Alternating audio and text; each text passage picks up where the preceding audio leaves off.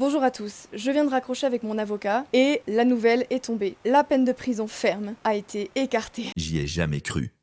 Je risquais 4 mois de prison ferme pour avoir affirmé que, je cite, « le principal danger pour les femmes en France, ce sont les hommes immigrés, africains, noirs et arabes ». Sans blague, donc selon elle, un homme qui ressemble à cette IA est par essence plus dangereux qu'un Jérôme Barella.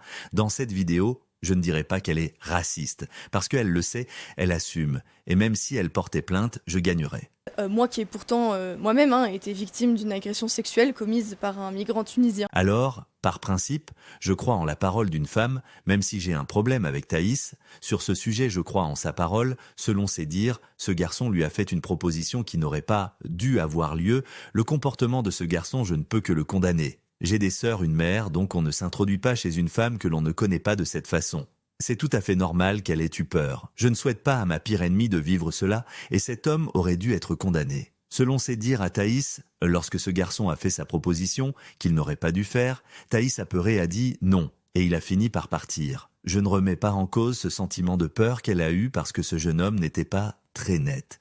Mais dans les faits, il ne semble pas avoir eu d'agression ou c'est moi qui ai mal compris. Dès que nous mettons en lumière leurs agissements, ils ne peuvent plus se cacher. On les force littéralement à nous rendre des comptes sur leur politique. Regardez l'affaire Liana, un pédophile signalé à plusieurs reprises pendant des années, les victimes qu'on n'écoute pas, les agresseurs multirécidivistes qu'on protège, et c'est seulement quand l'affaire fait la une des médias que les politiques se décident enfin à réagir. Bizarre, sur ce passage, je suis entièrement d'accord avec Thaïs. Seul problème, c'est que selon elle, le principal danger pour les femmes en France sont les hommes noirs et arabes venant d'Afrique. Ce que j'entends, c'est méfiez-vous des noirs et des arabes, mais pas des autres, ou tout au plus, méfiez-vous moins des autres. Et c'est lorsque on se méfie le moins que ce genre d'atrocité arrive. On voit ce qu'on voit, des enfants ayant grandi, qui témoignent avoir vécu des agressions, d'EV dans leur cercle familial lorsqu'ils étaient petits, des plaintes de plusieurs femmes qui attaquent plusieurs personnalités connues depuis plusieurs années, elles persistent quand même que le plus grand danger reste les Arabes et les Noirs. Est-ce qu'elles le pensent vraiment ?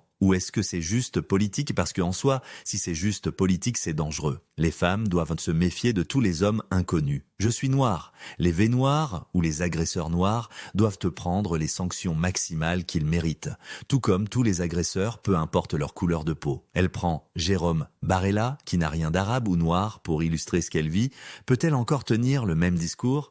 Ça ne m'étonnerait pas vu l'audace de ces gens-là. Quand il s'agit en revanche de sauver les vies des Français de souche, soudain c'est plus tellement une priorité et il y a un manque de moyens. Elle reste cohérente avec ce genre de personne. Je ne suis pas du genre Martin Luther King, mais plutôt Malcolm X. Donc elle peut aller se faire